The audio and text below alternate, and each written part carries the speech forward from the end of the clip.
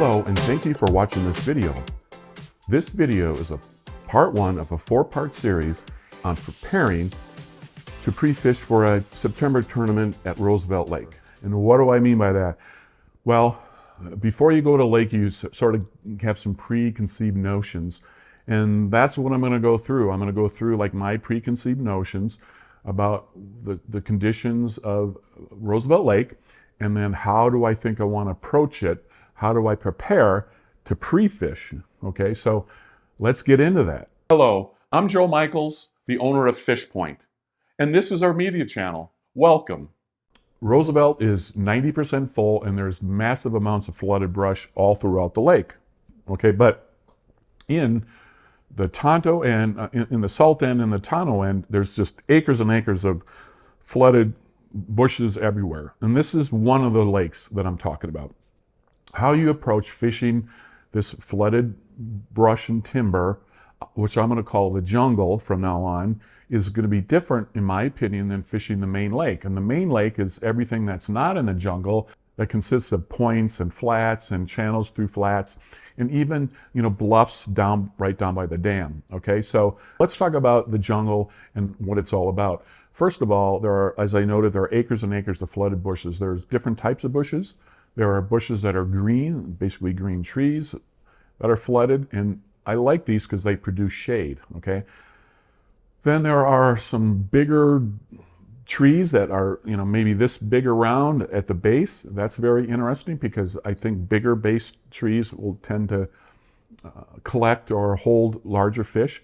Then there's probably just acres of bushes that are about this tall or sticking out of the water this much. They may be in 4 foot of water and sticking this much out. And there's just tons of that. And it becomes, frankly, a nightmare of how to take it apart and how to fish it. All this flooded bushes can be very daunting and overwhelming. So even I will be overwhelmed when I get there and look at the acres and acres of all the flooded brush. So what I'm going to try to do is, ahead of time, is think about it and come up with some strategies of locating fish in the Roosevelt jungle. How am I going to fish the jungle horizontally? Okay, and that's going to be with moving baits that I can cover some water. So first, let's just start with some topwater baits that I'm going to do. So let's say in the morning, this is a frog, right? This is one of many different frogs that you can use. It's not particularly, it's just a frog. And one of the things about it is it floats, and you throw this in some very, very heavy cover. That gives you the opportunity to fish topwater and help locate some fish. Now, the rod I'm going to use this on is maybe not the best rod, but it's a rod I have. This is a St. Croix Legend Tournament rod. It's a medium heavy with a fast tip, and it's 7 foot 5 inches long. That's the part I'm going to leverage, if you will, when throwing the frog. It's called the Warhorse, by the way, and I use this for a lot of different things, but in this case, I'm going to probably tie a frog on it, and it's going to really allow me, this 7 foot 5 rod is going to allow me to throw it a long ways, and then when I get a bite, the length of this rod is really going to allow me to leverage the fish. Now, St. Croix actually makes a Legend Tournament rod it's for frogging. I'm not sure, 7 foot 4, 7 foot 3. It's a heavy action rod with a fast tip. That would be a great rod to have. I don't have that rod at the moment, so I'm going to go with the best solution I can. This is going to have a very fast reel, and that's okay, because when you get these fish to bite, you want to really reel them in fast. So this is going to 9-0 to 1, if you will. So that's quite the ratio. I'm going to see how this plays out. I'm going to have some pretty heavy line on here. Fluoro for now. I'm not fishing grass mats, so I'm going to fish 18-pound test. We'll see how that plays out. Another top water bait, here's a buzzbait. It might be a little early fishing a buzzbait in September. I know October is a great time to fish a buzzbait all throughout Arizona. We're fishing later in September, and depending on the weather, if it cools off or stays warm, the buzzbait may or may not be the right ticket. But notice this buzzbait. This is quite the colorful buzzbait. Here I'm going for the dragonflies. I got the dragonfly blue little indicator here of it, and I've got some, purples, and I got some browns and stuff. It's kind of what a dragonfly kind of looks like. And I've also done a thing where I've dipped it's a triple blade, by the way. I love throwing triple blades because I can throw them a little slower. And I've painted the blade just because I feel like doing it, right? So this is a great bait that you can cover a lot of horizontal water. Now, one thing about it is when you have acres and acres of bushes, you can run this next to the bushes, over the tops of the bushes, and if there's a fish hanging in there, you're going to be able to catch them, right? You're going to cover a lot of water doing this. Another thing to do is when you think about fishing all these acres of water, can you get close to the shore? Because if you can get close to the shore, you can actually throw this buzzbait right on the shore, okay? You know, right up to the shore, right on the shore, and pull it off. And sometimes those fish are going to be looking for dragonflies, and as soon as that comes into the water, off the bank, into the water, they might hit it. So you might be catching some really large fish right on the shore. So you might want to be looking for that. Just the same, you could be covering a lot of water where you're in 2 and 3 foot of water, or casting it in 2 and 3 foot of water and running this buzzbait along. And the point of a buzzbait is you're going to try to call a fish up. You're going to try to catch him, get him to come out of the bushes and eat it. A buzzbait can even draw a fish 2 bushes away. So it's a great way to cover a lot of water, and you want to cover it fast. The rod I'm going to use for that is a St. Croix Rip and Chatter. It is a heavy action rod with a moderate tip, okay? It happens to be made of some glass, so it really has this really nice hyperbolic curve to it. I'm going to put a fairly fast reel on it. It's 7 2-to-1, I believe, so I can get that bait up and moving. And I think this rod is going to make a great buzzbait rod. The moderate tip's going to allow the fish to get a hold of that bait before I pull it out of its mouth. Now, one of the best things to do when you're buzzbait fishing, I learned from a guy who was just an incredible buzzbait fisherman, was to actually not watch your buzzbait. Just look around, look for the next place you're going to cast, and when you feel a fish, then you can go ahead and set the hook. I think that's a good concept. At the same time, I like watching the buzzbait. So having a rod that helps you do that is really a great thing, and I think this St. Croix Rip and Chatter rod is really the perfect match for this particular style of bait. Now, some more horizontal are going to be spinnerbaits.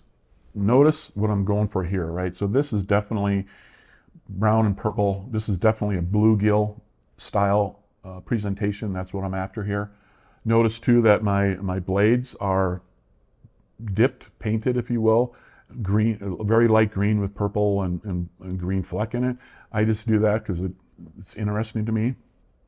One thing about this particular spinnerbait, which is unique, is it only has one blade on it. So what I can do with this one is, if I'm casting it out there, I can pull it up over limbs, and when it comes up over the top of the limb, I can go ahead and just let it fall. And when it falls, it'll helicopter down. So sometimes rolling that spinnerbait, when it hits the limb, as it goes over it, and you kill it, and the bait just does this, that's when the fish will strike. So that's a great way to do this. It's a perfectly good setup for that.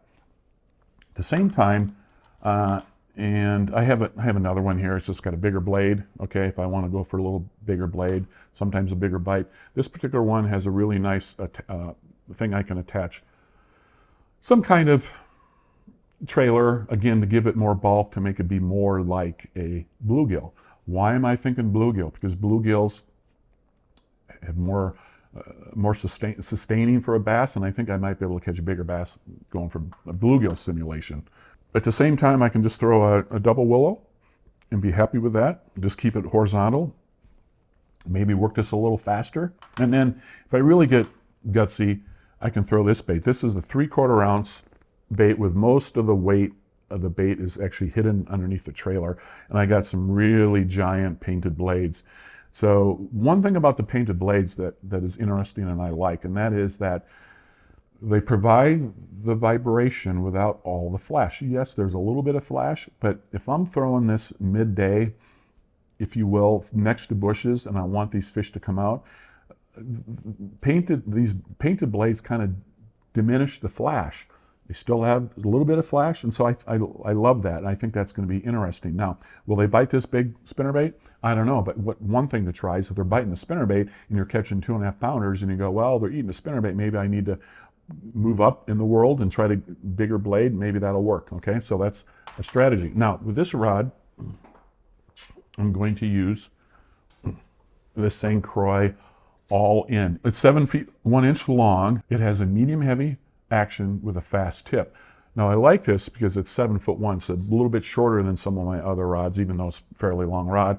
But I'll be able to use this rod with a spinnerbait and make some really accurate casts, and that's what I'm really hoping for, and that's what I'm after. Now, when I do the spinnerbaits, I tend to like to slow roll, so I'm just a guy who throws, 5-3 to 1 reel, nice and slow. So if that works, if that bite's working, I'm going to slow down my reel. That's just what I do. I know the water's warm. I know you can reel faster, but that's just what I do. Now, if you have a 6-3 to 1 reel, that's fine. Go ahead and use it. So another horizontal bait to use is a chatterbait or a bladed bait. Now, this is one I've built myself. You can buy the blades at Tech Warehouse. Okay, and I dipped them because that's what I like to do. This one, you can see them all bluegilled out. It's got a purple head, it's got some orange in it, it's got a really nice body here, okay? Gives it some bulk. I think that's really awesome. And what I'm gonna do is I'm actually gonna take and I'm gonna dip this very skinny little tail in chartreuse, so I'll have that little chartreuse tail at the end. And I'm gonna run this through heavy cover. Notice the regard. This is an old flipping jig I created, and I'm just going to swim this horizontally through this heavy cover. Again, trying to simulate a bluegill. Now, the rod I have this tied on, and it's a perfectly good rod, is a St. Croix. It's 7'11". It's a heavy action with a moderate tip. Now, this particular setup is really great. It's a powerful back end. I can catch a big fish and I can manage a big fish, if you will.